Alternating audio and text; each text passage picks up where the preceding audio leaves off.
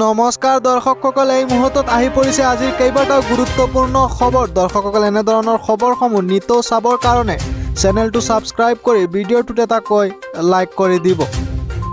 দৰ্শকসকল, আজিৰ প্ৰথমটো খবৰ হৈছে এটা ডাঙৰ খবৰ। ইমৰান খান গ'ল, কিন্তু এতিয়া অশান্ত পাকিস্তান। প্ৰধানমন্ত্ৰী সলনি হ'ল, কিন্তু অৰি এতিয়াও পাকিস্তানত। খান সমৰ্থকৰ মাজত প্ৰচণ্ড মাৰপিট। PTI আৰু PPPৰ পাৰ্টিৰ মাজত তুমুল মাৰপিট। PTIৰ অসন্তুষ্ট নেতা নুৰ আলমক দল সলনি কৰাৰ পৰামৰ্শ দিছিল PPPৰ কৰ্মকৰ্তাই, আৰু দল সলনিৰ কথা কোৱা মাত্ৰই মাৰপিট লাগিল।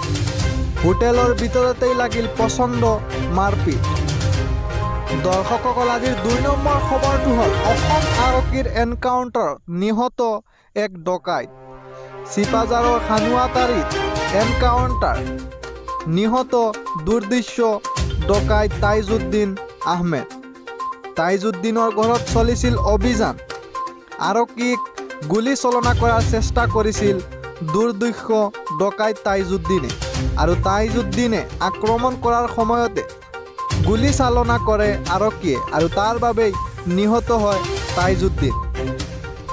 দৰ্শকসকল, আজিৰ ৩ নম্বৰ খবৰটো হ'ল ধুমুহাৰ ফলত যাত্ৰীবাহী নাও বুৰিল ব্ৰহ্মপুত্ৰত, আৰু ব্ৰহ্মপুত্ৰৰ বুকুত ভয়ানক ঘটনা। বহৰীঘাটৰ পৰা কাছুমাৰালৈ আহি থকা অৱস্থাতে মাজবাটতেই বুৰিল নাওখন।